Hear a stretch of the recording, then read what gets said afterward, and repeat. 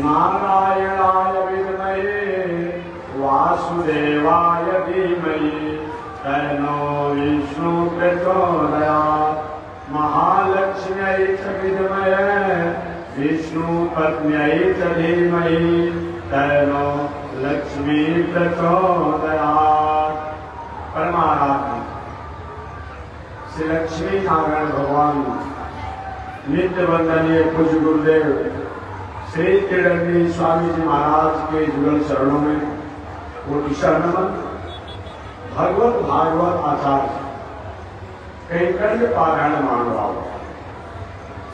हरिद्वार की पावन भूमि से चलकर आए हुए श्री माया मधुसूदन मंदिर पीठाधीश्वर जगत गुरु रामानुजाचार्य स्वामी वैकुंठनाथ जी महाराज द्वारा आपका श्रवण कर रहे थे। पावन भूमि पर पावन कथा को मैं निवेदन करते आ रहा।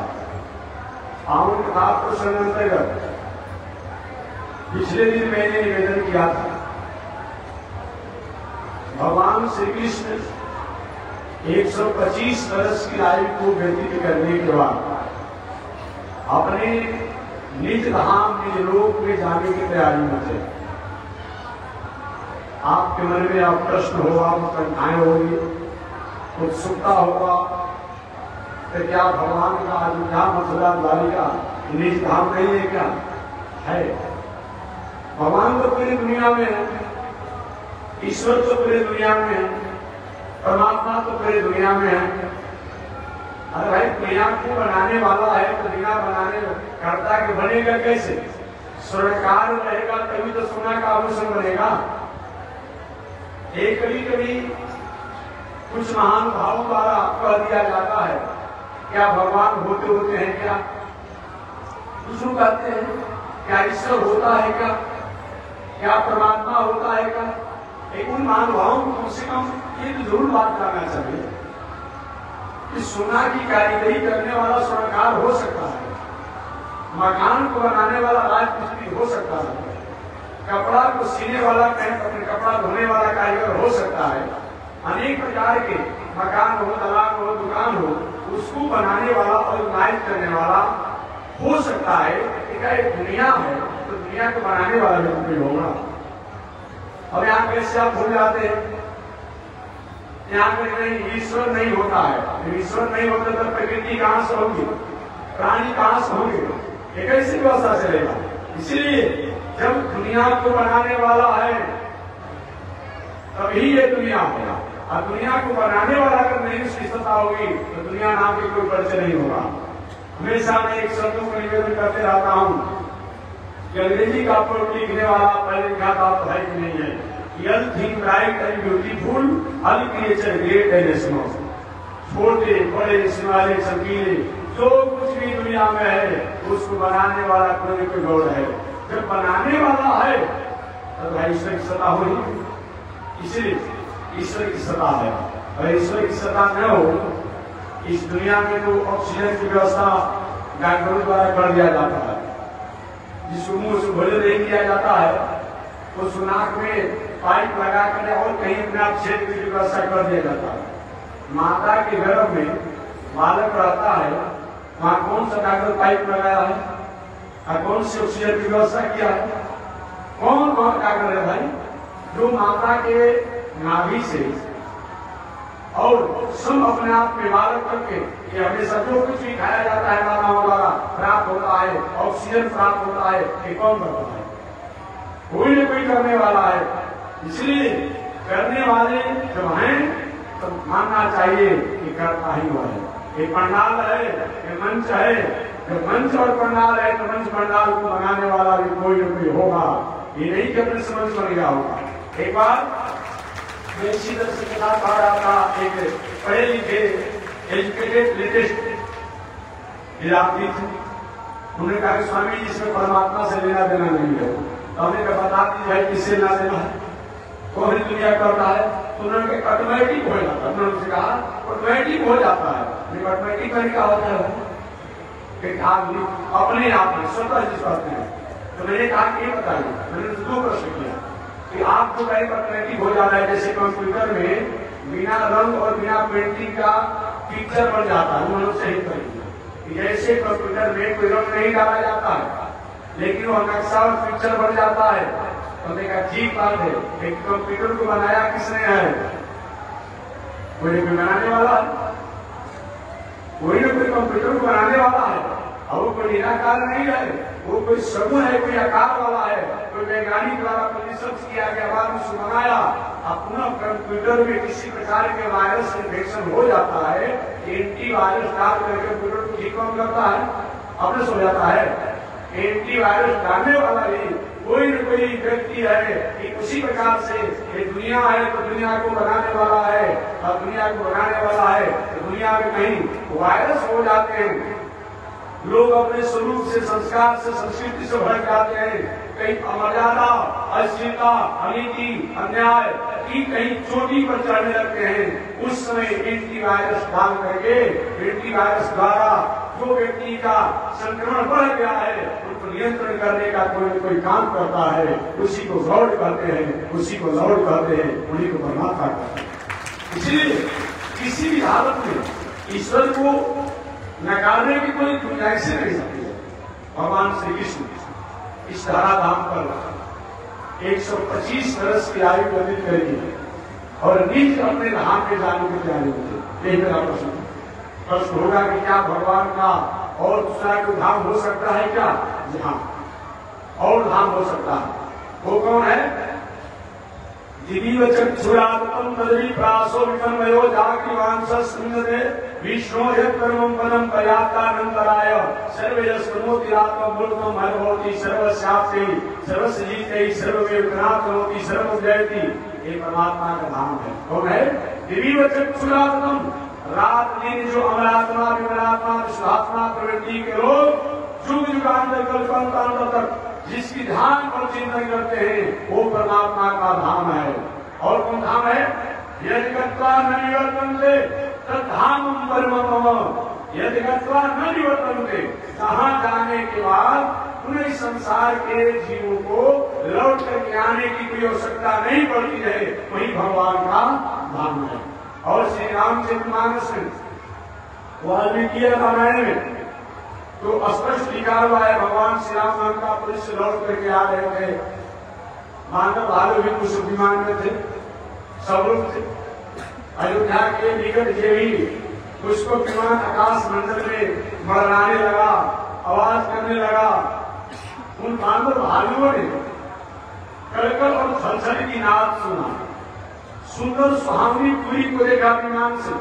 उन्होंने पूछा, प्रभु एक कलकल छलछल नदी के पावन तट पर एक बहुत सुंदर राजपाल दिखाई पड़ रहा है, एक बहुत बड़ा विशाल नगर दिखाई पड़ रहा है, ये कौन है, ये क्या है? तो भगवान ने कहा, मम धाम रहा सुकर हासी। अब इससे बड़ा प्रमाण क्या हो सकता है? मम धाम रहा, मम माने मेरे धाम को देने वाला ये अयोध्यापुरी है।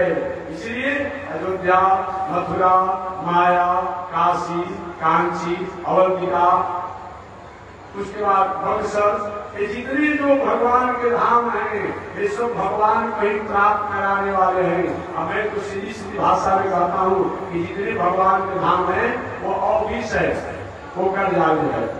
काम कर्जालय नहीं होता है, ऑफिस नहीं होता है, घर पर नहीं होता है। कितना भी बड़ा अफसर हो, आपके प्रेमी आदमी हो, लेकिन कोई कानूनी प्रक्रिया के कार्य जब करना होता है तो ठीक ऑफिस पर आ जाएगा। अगर यह किसी आपके प्रेम में वो अपने घर पर ही काम कर देते हैं, लेकिन दिखाएंगे क्या कि ऑफिस में काम हुआ है। बात वही समझ लीजिएगा, यही बात है। यही ऑफिस में ये चाहे अयोध्या पुलिस हो, चाहे मथुरा हो, चाहे वृंदावन हो, चाहे बक्सर हो, चाहे उज्जैन हो, चाहे जगन्नाथपुरी हो, चाहे और श्रीरंगम हो, जो भी भगवान के धाम है, वही भगवान के धाम के द्वारा उस धाम तक पहुंचने के हम अधिकारी होते हैं। अतः ये भी ठीक है, वो भी ठीक है। अब यहाँ पर प्रश्न शुरू करते हैं कि महात्मा जी जब वो धाम है तो इस धाम की क्या आवश्यकता है?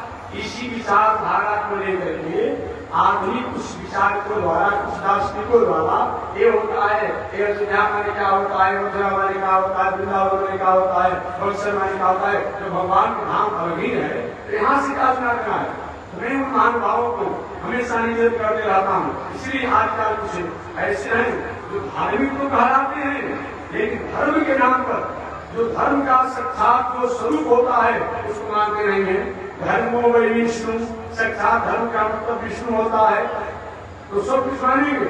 विष्णु का मतलब वेद होता है, इतिहास होता है, पुराण होता है, उसमें नहीं मानता है और अपने अलग से वो वेदे निकाल देता है। और बताइए ना क्या मतलब होता है। जब धर्म तुम मानते हो तो धर्मो वै विष्णु और विष्णु वै वेद, तो उसको मानना पड़ेगा। अलग से तुमने वेद बना दिया, अलग से पुराण बना दिया, कैसा तुम अपने आप धर्म को मानने वाले हो। कैसे लोग हैं जो मंदिर को बना देते हैं, लेकिन मंदिर में जहाँ मूर्ति रखने की बात आएगी, लेकिन नहीं हमारे कई जो परंपरा के जो 150-200 वर्षों के जो कोई धर्म आई उन्हीं का सफाया कर देता है। मंदिर सुंदर है लेकिन मूर्ति नहीं है। वो भले ही मंदिर सुंदर हो, लेकिन विष्णु भगवान और देवी देवताओं से भी जो मंदिर होता है वह केवल स्मारक हो सकता है, वह मंदिर नहीं हो सकता है, वह धार्मिक स्थान नहीं हो सकता है। याद रखिए, भगवान ने स्वयं कहा कि मेरा धाम तभी होता है जब मेरा या मेरे भक्तों का निज धाम होता है। इसलिए ऐसा नहीं होता है तो अपने आप में मंदिर नहीं कहलाता है। लोग कह देते हैं लेकिन वो मंदिर शास्त्र से कहने जो भी नहीं है। तो मैं निवेदन करना चाहता हूँ, जैसे कागज के खाता केसरा फलोट के द्वारा हम अपने मूल जमीन की हकदारी होते हैं।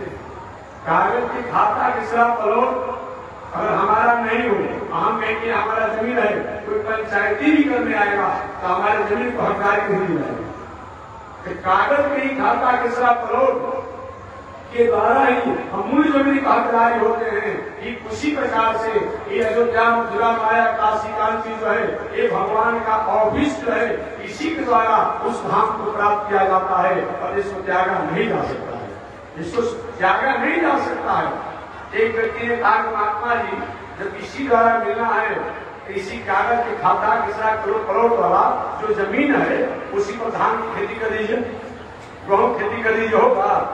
मकान बनाइए, होगा नहीं बनेगा। जब पानी मसाला डालेंगे ना कागज गल जाएगा।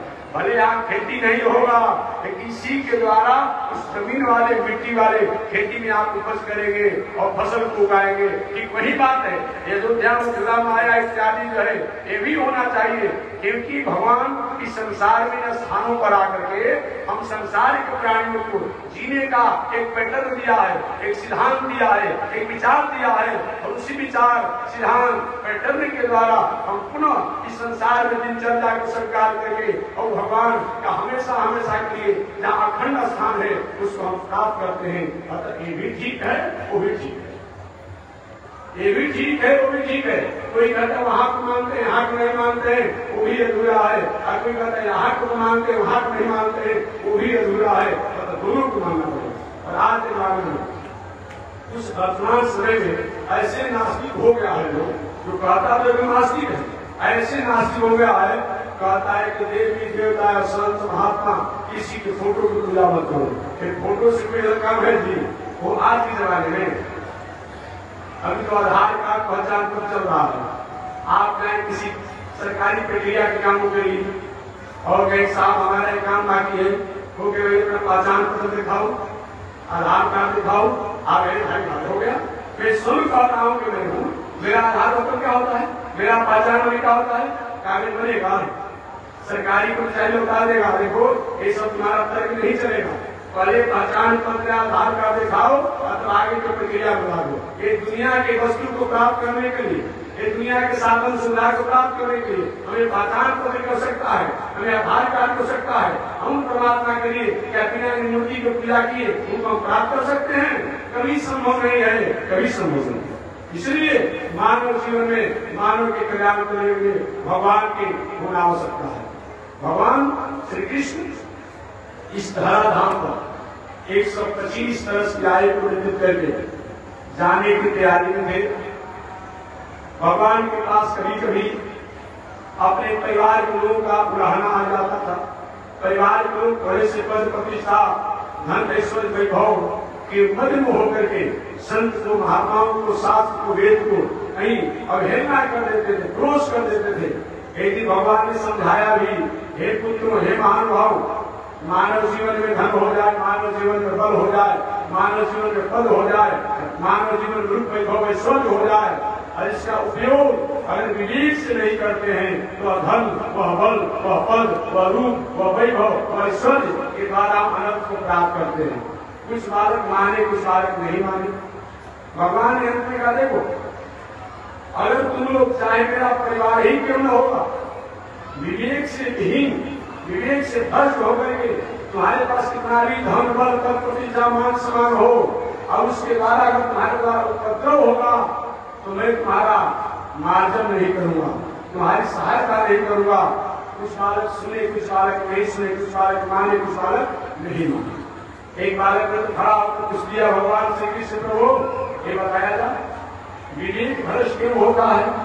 तो भगवान ने बताया 5 अवगुण जहां पर आ जाए, जिसमें आ जाए, उसका विवेक भ्रष्ट होने से कोई रोक नहीं सकता है। जो 3 दिनों से मैं सुना रहा हूं, क्या क्या? एक तो शराब की नशा, दूसरा जुआखोरी की नशा, तीसरा हिंसा की नशा, चौथा वेश्यावृत्ति की नशा, और 5वां और कारण कोर्ट कचहरी का दुर्व्यसन। न्याय के लिए तो कोर्ट कचहरी का सहारा लीजिए, लेकिन अन्याय के लिए कोर्ट कचहरी का सहारा तो लीजिए। दूसरे का खेत खजान मकान दलान दुकान गवा लिए हैं, कोर्ट कचहरी का सहारा लेकर लौट रहे हैं। ठीक है, कुछ समय के लिए आप विवेक प्राप्त करेंगे। याद रखिए, अनिति के वृक्ष पर पाप के फल के सुख का स्वाद बहुत दिनों तक अच्छा नहीं होता है। कुछ दिनों के लिए तो आप भरे भरे हो सकते हैं, लेकिन इसका विवेक और कर्म जो होता है वो अच्छा नहीं होता है, ये जानना चाहिए। इसलिए मानव जीवन में विवेक को भ्रष्ट होने के 5 दुर्गुण से बचना चाहिए। इन 5 दुर्गुण से बचने के लिए 7 सूत्रों को जीवन में स्वीकार करना चाहिए। वो 7 सूत्र कौन है? व्याख्या कर चुका हूँ। जितासनो, जित श्वासो, जित क्रोधो, जितेंद्रियो, जित आहारो, जित व्यवहारो, जित संतो। अपना बैठक राजी पवित्र होना चाहिए, जितासनो। जित श्वासो, अपनी भावना पवित्र होनी चाहिए, जितासनो। जित श्वासो, जित क्रोधो, और कारण अपना लाभ, अपना लोभ, अपनी फायदा और दूसरे को नुकसान पहुंचाने के लिए क्रोध नहीं करना चाहिए। अगर कोई गलत मार्ग पर जा रहा हो तो अनुशासन करने के लिए तो क्रोध करना ही चाहिए, लेकिन अपना लाभ और दूसरे को नुकसान पहुंचाने के लिए क्रोध नहीं करना चाहिए। इसके नाम से अक्रोध है। तो कहते हैं जितासनो, जित श्वासो, जित क्रोधो, जितेंद्रिय, और इंद्रियों को जीतने वाला होना चाहिए, संयमित जीवन होना चाहिए। इंद्रियां कहीं गलत मार्ग में भागना चाहती हो, उसको रोकिए। ये मानव जीवन का चौथा सूत्र है विवेक को पवित्र करने के लिए। जितासनो, जित श्वासो, जित क्रोधो, जितेंद्रिय, जित आहारो। भोजन का बहुत बड़ा महत्व होता है। भोजन के प्रभाव के कारण ही नैतिक कर्मचारी भीष्माचार्य, जो 125 जन्मों तक किसी प्रकार कोई गलती काम नहीं किए, लेकिन गलत भोजन और गलत संग के कारण भीष्माचार्य जैसे नैतिक कर्मचारी को 58 दिनों तक बाण शैया पर शयन करना पड़ा। रूम रूम जो थे बाण से गिरे हुए थे। इसलिए भोजन भी पवित्र होना चाहिए। जितासनो, जित श्वासो, जित क्रोधो, जितेंद्रिय, जित आहारो, जित व्यवहारो। 6वां विवेक को शुद्ध करने के लिए व्यवहार भी पवित्र होना चाहिए। अजित संगो, और संग भी शुद्ध होना चाहिए। ये 7 सूत्र अगर जीवन में आ जाए तो विवेक को पवित्र रखा जा सकता है। अब विवेक ठीक रहेगा तो हमारे पास कितना भी धन हो, कितना भी बल हो, कितना भी पद हो, कितना भी वैभव हो, हम उसके बाद अनर्थ नहीं करेंगे, हमारे द्वारा अनर्थ नहीं होगा। आगे भगवान के बच्चों ने पूछा कि ये बताया जाए कि ये 7 सूत्र जो है, जिनको अपनाने के बाद जीवन में विवेक भ्रष्ट नहीं होता है, ऐसे 7 सूत्र जीवन में आएंगे कैसे? तो भगवान ने कैसे, भगवान के अर्चावतारों की कथा सुननी पड़ती है, अर्चावतारों को जानना पड़ता है। तो पूछा गया कि भगवान किसे कहते हैं? भगवान का मतलब क्या होता है?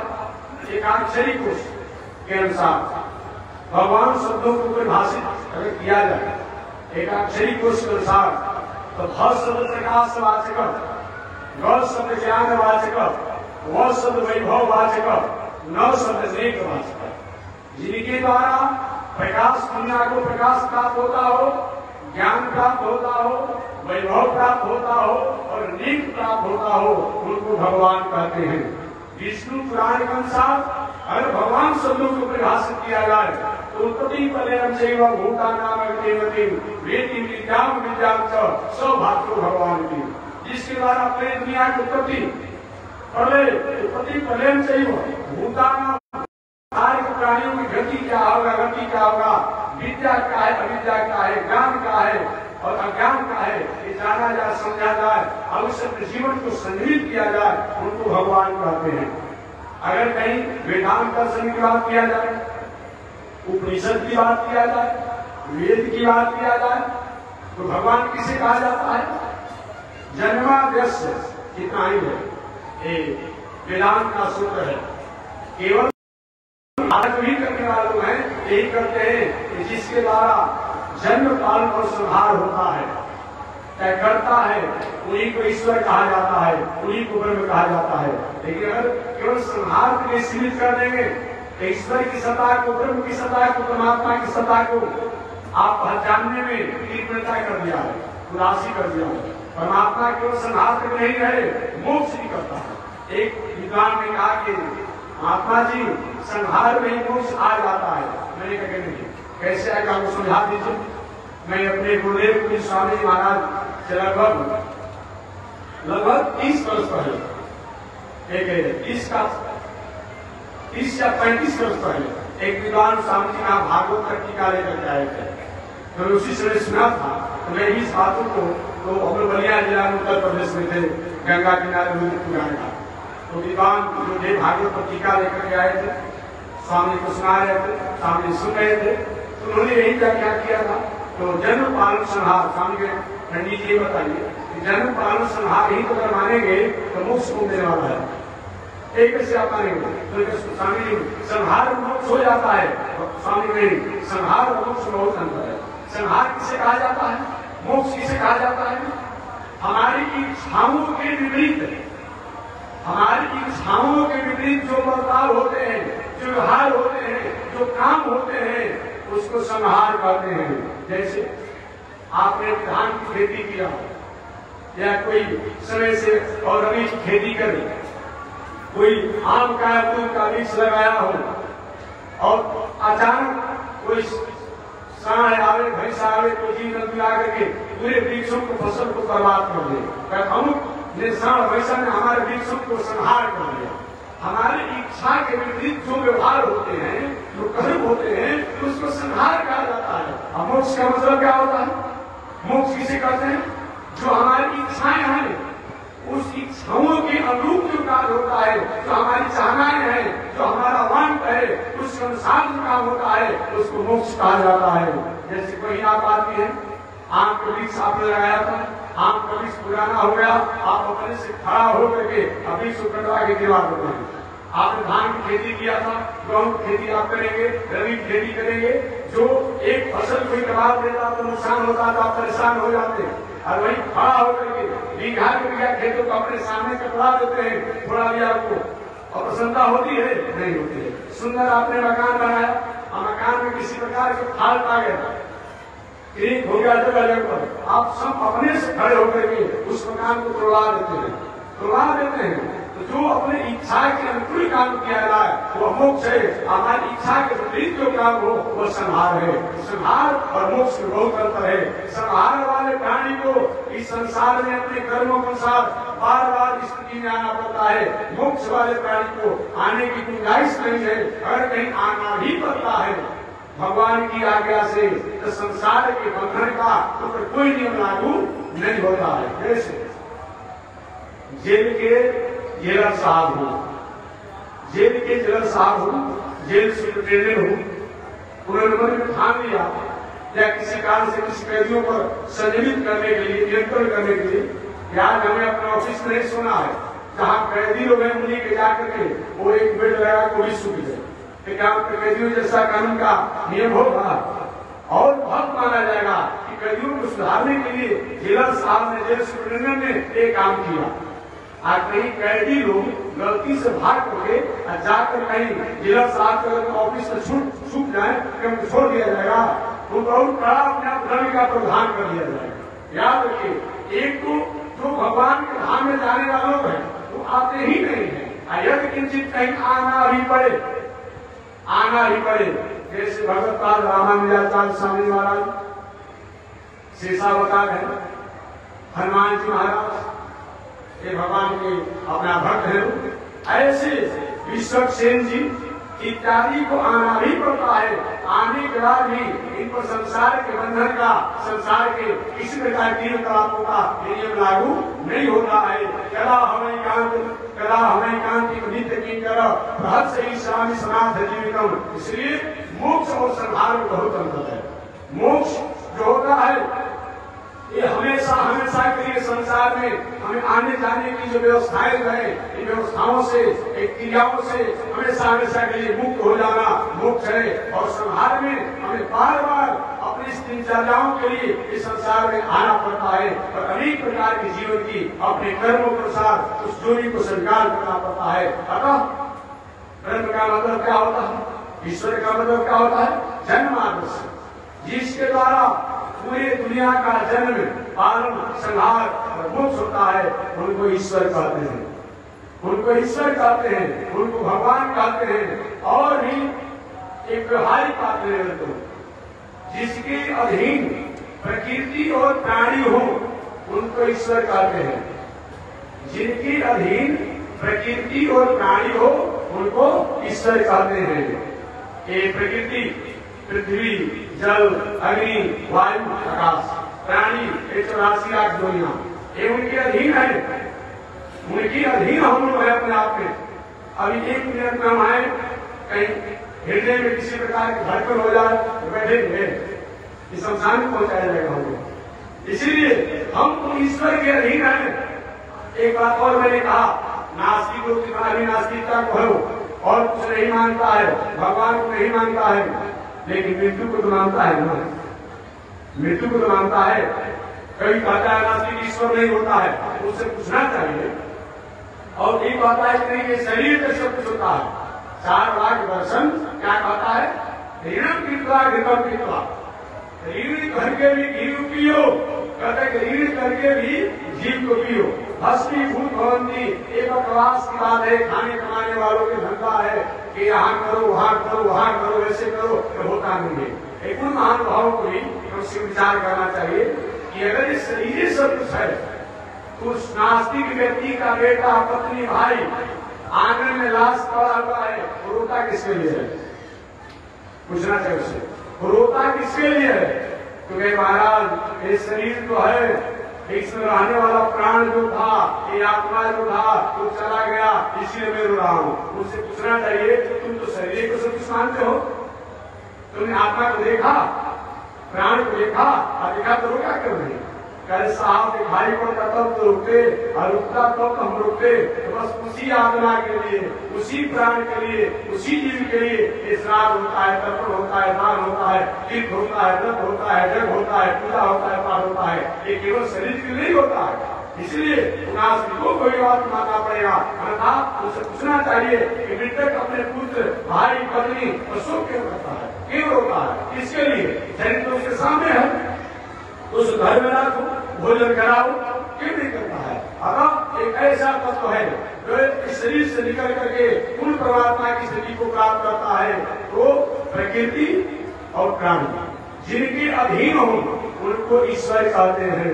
जहाँ जहाँ जाए देव ने बुलाया, अतः तह मेघ उन्हीं को ईश्वर कहते हैं। ऐसे भगवान की अनेक व्याख्या, बहुत प्रकार से व्याख्या है। श्रीमद् भागवत महापुराण की बात करेंगे तो श्रीमद् भागवत पुराण में तो अलग अलग स्कंदों में अलग अलग ईश्वर की परिभाषा बताया गया है, लेकिन समान रूप में बताया जाए तो जन्म आदर्श इत्यादि करके, जिसके द्वारा पूरे दुनिया का जन्म, पालन, संहार और मोक्ष होता है, जिसको लेखनी लिखने के रूप में कभी लोग कहीं कहीं अपने स्वरूप से भटक जाते हैं। ब्रह्मा जी भी कभी कभी अपने उनका बुद्धि जो है वो ईश्वर पर कभी चंचल हो जाता है। बड़े बड़े संत अमरात्मा वेदात्मा भी जिनके बारे में इदम और इदम करने के लिए सक्षम नहीं है, इतना ही है, यही है, ऐसे को परमात्मा कहते हैं। अपन को जो है भक्तों के लिए साधना हो जाता है। बड़े बड़े साधक जो साधना करके जिन परमात्मा के तत्वों को जानते हैं, वह ब्रज के रहने वाली गोपियां माता यशोदा ने संत अपने लाला मान करके कृष्ण तत्व को प्राप्त किया, वही फल है। आगे कहा जा स्वच्छंद गति ईश्वर। ईश्वर किसे कहा जाता है? स्वच्छंद गति ईश्वर, जिसकी गति स्वच्छंद हो। हमारे केवल कर्मों से ईश्वर की प्राप्ति हो एक कोई जरूरी नहीं है। जान देगा मालिक जो होता है, कभी कभी घर का भावक परिवार निकम्मा होता है, लेकिन उसको भी उतना ही सुविधा दे देता है जो काम करने वाले घर के परिवार भाग होते हैं, देता है तो मालिक ने देता है। वही हाल भगवान के लिए है।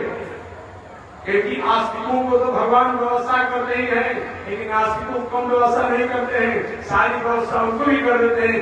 जानते कि चलो अपने आप में ये भी तो मेरा ही है, ये भी तो मेरा ही है, ऐसा विचार कर स्वच्छंद गति ईश्वर, उसी का नाम ईश्वर है।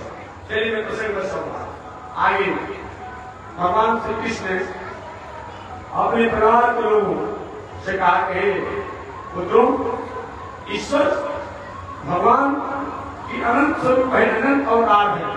लेकिन अनंत अवतारों में भगवान के मुख्य 24 अवतार बताया गया है।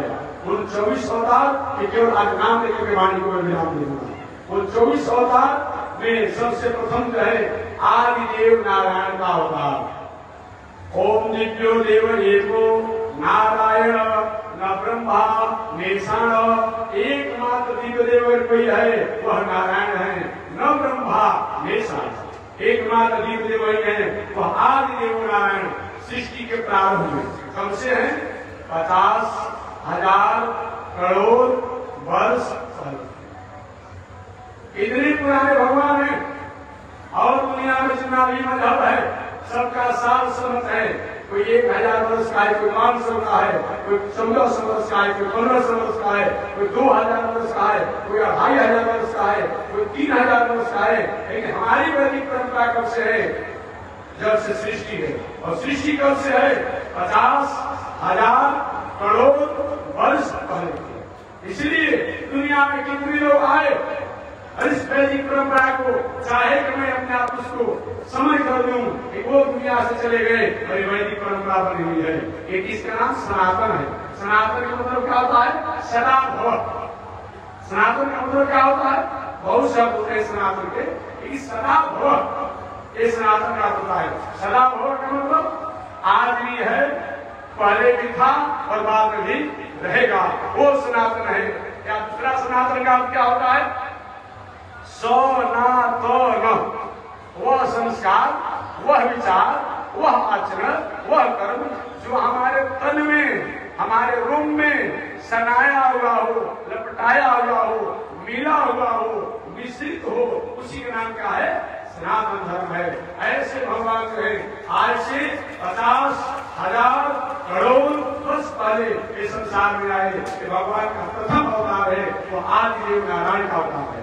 भगवान का दूसरा अवतार जो है सनक, सनंदन, सनातन, सनत। ये 4 अवतार, 4 भाई एक साथ जन्म लिए।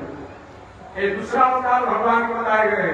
जब ये जन्म लिए, ब्रह्मा जी का बेटा मेरे सृष्टि में सहयोगी बनो, चारों भाई ने हाथ उठा दिया, हाथ जोड़ लिया, पिताजी हम सृष्टि में सहयोगी नहीं बनेंगे, हम विवाह शादी नहीं करेंगे, हम भजन करेंगे। ब्रह्मा जी का जो भजन करोगे तो मेरे यहाँ से जाओ, तुम्हारी क्या काम है? वही चारों भाई जा रहे थे, भगवान श्री की मुलाकात हो गई। भगवान के बच्चों क्या तुम्हारा परिचय? इन चारों भाइयों ने कहा मेरा परिचय, मैं ब्रह्मा का पुत्र हूँ। अच्छा कहाँ जा रहे हो? भगवान को पाने के लिए, भगवान को भजन करने के लिए। भगवान का भगवान को देखा है लेकिन देखिए नहीं, सुने। देखिए सुन करके कोई बात को देखने में बड़ी आनंद आता है। आप बिना सुने कहीं देख लेंगे तो बड़ी बड़ी विभूतियां आपके सामने से गुजर जाएगी, मतलब नहीं जाएगी। किसी का आपने सुना है और सुनने के बाद दिखाई पड़ता है उसमें बहुत बड़ा प्रेम होता है। इसीलिए श्रीमद् भागवत महापुराण में गोपियां भगवान श्री कृष्ण को उड़ाना भी दे रही है और उनकी वास्तविकता को बता भी रही है। कहते कृष्ण जो हमें तुम तरफ आ रहे हो, परेशान कर रहे हो, ये आपकी खासियत नहीं है। आप जिस समय डर ठोके गिरा रहे हो तब कथामृतम तप्त जीवनम, अरे आपकी कथा की खासियत है एक बार आप कथा को सुन लेता है तप्त जीवनम, उसकी आत्मा उसका जीवन तप्त हो जाता है, संतप्त हो जाता है। अर्थात दुनिया के जो तापों से समाप्त होकर के तो आप भी अशांत हो जाता है। और हम नहीं कहते हैं कभी नहीं एक कभी विद्वान संत लोग कहते हैं तो सुनने का इतना बड़ा महत्व होता है। भगवान ने सरकार ने कहा मैंने सुना है, भगवान ने कहता भले तो हैं महाराज आप हैं तो आशीर्वाद दे दीजिए। कैसा आशीर्वाद चाहते हो? एक आशीर्वाद चाहते हैं कि आपको मैं प्राप्त करूं। भगवान को सुनो ना, पहले तुमने विवाह करो, आप विवाह करके तब मैं तुमको प्राप्त हो जाऊंगा। फिर नहीं करेंगे, विवाह नहीं करेंगे। क्यों नहीं करोगे? भगवान का विवाह करना क्या शास्त्रों का श्रेष्ठ धर्म है। देखिए हमारे यहाँ दो प्रकार के जीवन बताया गया है, एक वैवाहिक मर्यादा, एक अपने आप में ब्रह्मचर्य मर्यादा, दोनों श्रेष्ठ है। धन्य हो गृहस्थ आश्रम, गृहस्थ आश्रम से धन्यवाद इस दुनिया में कोई आश्रम नहीं है। आज स्वामी जी ब्रह्मचारी जी जिया स्वामी और फलान सिनान में हुए हैं कि नहीं कहीं गृहस्थ आश्रम में तो भंडारा कहां से मिलेगा, जब कहां से होगा। इसलिए धन्य हो गृहस्थ आश्रम, गृहस्थ आश्रम से श्रेष्ठ कोई नहीं हो सकता है। आज जितने संत महात्मा ज्ञानी लोग जन्म लिए हैं, एक गृहस्थ आश्रम नहीं होता कहां से जन्म होते, आकाश से आ जाते। इसीलिए गृहस्थ आश्रम श्रेष्ठ है। बस इतना ही बात है कि गृहस्थ आश्रम में परिवार पत्नी बाल बच्चों के साथ रहते हुए खेती व्यापार नौकरी करते हुए बस एक ही सूत्र को जीवन में अपनाना चाहिए। कायेन वाचा मनसेन्द्रियेण बोध्यात्मना सिद्ध स्वभावात् करोमि यद्यत् सकलं परस्मै नारायणाय समर्पयेत। यही सूत्र को गृहस्थ आश्रम में अपनाना चाहिए। कायेन वाचा, अपने शरीर से, अपनी वाणी से, अपने इंद्रियों से, अपने आत्मा से, आत्मा के स्वभाव से जो भी कर्म किया जाए, जो भी धर्म किया जाए, जो भी व्यवहार किया जाए, वह कर्म धर्म व्यवहार और कर्म के फल पूर्ण परमात्मा को अर्पण करके और उस वस्तु को अपने जीवन के उपयोग में लिया जाए तो सही कर्म जो है धर्म हो जाता है। वन की ज्वलसी कर्म ही पूजा है, यही कभी पूजा। ये मानव धर्म है, यह मानव धर्म है, ये मानव मात्र के लिए बताया गया है। इसलिए भगवान का बेटा तुम गृहस्थ आश्रम को स्वीकार करो। उन चारों भाइयों का प्रभु गृहस्थ आश्रम को स्वीकार तो करेंगे। अभी हम चार हैं, चार पत्नी जो हो जाएंगी, बच्चे भी होंगे, संख्या बढ़ती चली जाएगी और उसमें कभी कभी बहुत परिवार लंबा चौड़ा होगा, एक दो लोग इधर उधर मृत्यु को भी प्राप्त करेंगे। भगवान को होगा ऐसा भी करेगा ताकि सुख को मनाएगा। भगवान को सुनो, बेटा तुम्हारा, पत्नी तुम्हारी, भाई तुम्हारा, परिवार तुम्हारा, तो सुख मनाने के लिए कोई भाड़ा पर नहीं आएगा, तुम ही को मनाना पड़ेगा। तब चारों भाइयों का प्रभु जी के आशीर्वाद दे दीजिए कि हम 5 वर्ष से ऊपर की कोई होइए मत करें, भले उम्र मेरा जितना भी हो जाए लेकिन हम 5 वर्ष के ही लगे। वही भगवान का एक वस्तु तो चारों भाई पूर्वजों के पूर्वज हैं, पूर्वजों के पूर्वज हैं, लेकिन देखने में मालूम पड़ता है कि 5 वर्ष के बालक हैं। इन सरकारियों से पहले ब्रह्मा जी की सृष्टि में कोई नहीं आ जाएगा।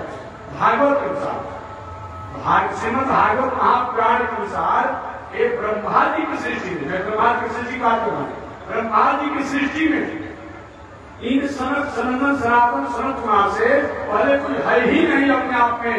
लेकिन एक पूर्वजों के पूर्वज होने के बाद भी भगवान के आशीर्वाद से 5 वर्ष के ही बालक दिखाई पड़ते हैं, हमेशा 5 वर्ष बालक होते हैं। ये भगवान के एक दूसरे अवतार है। भगवान का दूसरा अवतार केवल नाम गिना देता हूं। भगवान का तीसरा अवतार नर नारायण का अवतार। भगवान ने विचार किया बहुत से अवतार हो गए, लेकिन तपस्वी का भी अवतार होना चाहिए। वही भगवान ने तपस्वी ऋषि का अवतार लेकर के नर और नारायण चेला बन गए, नर गुरु बन गए, अपना भगवान बन गए नारायण। वही बद्रिकाश्रम में जाकर के नर नारायण होकर के ये जगत का उद्धार किया। ये भगवान के अवतार थे। भगवान का एक अवतार हंस अवतार है। भगवान का अगला अवतार जो है दत्तात्रेय जी का अवतार है। भगवान का पुनः अगला अवतार जो है नारद जी का अवतार है।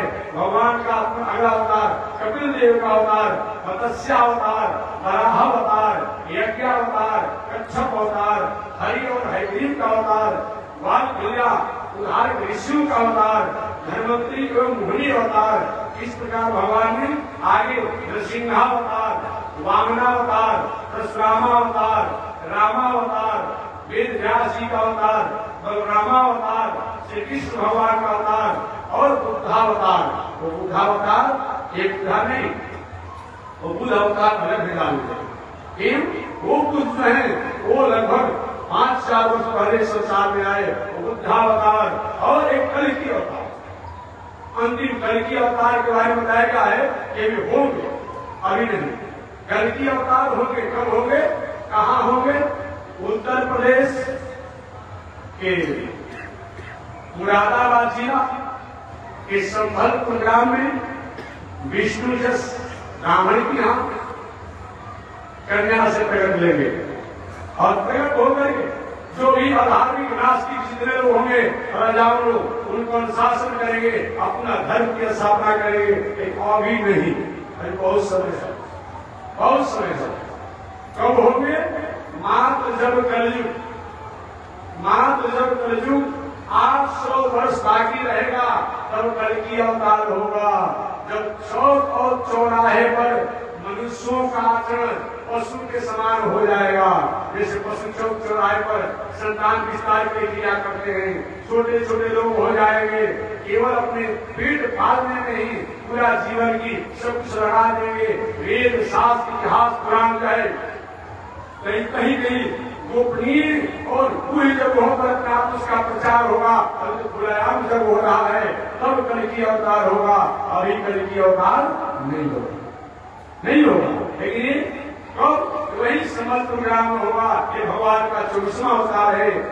इस प्रकार भगवान ने कहा इन 24 अवतारों की कथा को अगर हम श्रवण करते हैं तो एक न एक दिन हमारे दिल में, दिमाग में, मन में, बुद्धि में, चित्त में, विचार में जो किसी प्रकार की कुत्सित भावनाएं हैं, अस्मिता है, अविवेक है, असहनता है, अस्वभाव है, अनीति है, अन्याय है, अधर्म है, वो हमेशा के लिए दूर हो जाता है। अविवेक हमारा पवित्र हो जाता है। अविवेक जब पवित्र हो जाता है तब हम उन भगवान की कृपा के अधिकारी होते हैं। आगे पूछा लोगों ने, महाराज ये बताइए कि ऐसे भगवान के अवतार को सुनने के लिए क्या करना पड़ता है? तो भगवान के अवतारों को सुनने के लिए पहले तो भक्त बनना पड़ता है। इसकी व्याख्या कर चुका हूं। जब तक से भक्त नहीं बनेंगे तब तक से भगवान की कथा में हमारा मन नहीं लगेगा। अब भक्त बनने के लिए भक्ति करनी पड़ती है।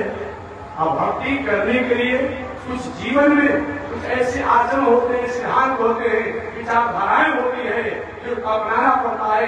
जब तक से उस विचारधारा को जीवन में नहीं अपनाएंगे तब तक से भक्ति नहीं कर पाएंगे। तो कौन कौन से विचारधारा है जिसको अपनाने से हमारे दिल में, दिमाग में भगवान की स्थिति स्थापित होगी?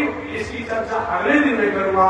आज इसी के साथ वाणी विराम, आगे परमात्मा की जय श्रीमन्नारायण लक्ष्मी नारायण श्रीमन्नारायण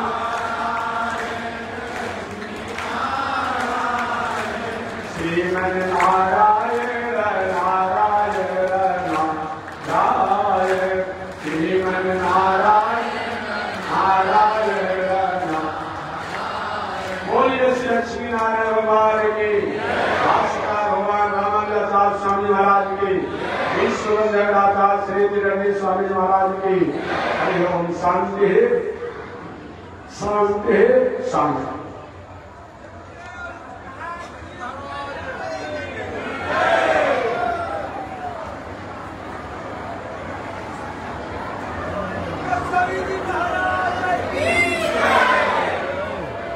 ओम चंद्रमा मनसो जात चक्षो सूर्यो अजायत श्रोत्रात् वायुषकान सुमुखात् विरजायत श्रीसुते लक्ष्मी सवर्ण्या बहुरात्रे आश्रय निचक्राणि रूपमस्मि नमो व्याप्तम् ईश्वरनिकालां ममयि काल सर्वलोकं मयि काल दासाय विलग्य सूत्रम् शुचिवपुषितधात् श्रोत्रपुत्रं च वाले यस्यास्ते दक्षस्ते कलिकुमति गिरीन्द्रे द्रवद्रक्तिदण्डं संसाराग्निप्रसङ्गै मृतजलममलं दारुपात्रं पवित्रं श्रीविश्वक्षेण सूरे पदकमलयुगं श्रेयसे संश्रयामि अमरयादय सूत्र चलमतिरसोयाद्रसवभो कृतघ्नो दुरमाने स्मर परवसो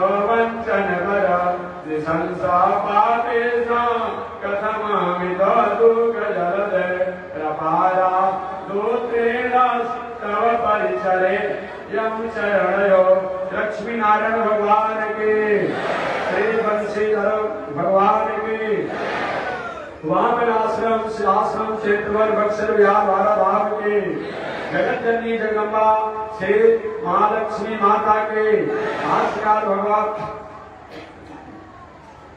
भाष्यकार भगवान श्री रामानुजाचार्य स्वामी महाराज के श्री प्रतिभात वेंकटाचार्य स्वामी महाराज के अनंताचार्य गादी स्वामी महाराज के परमाचार्य रामकृष्णाचार्य स्वामी महाराज के विश्ववंद्याचार्य श्री स्वामी महाराज की हरि ओम शांति शांति शांति।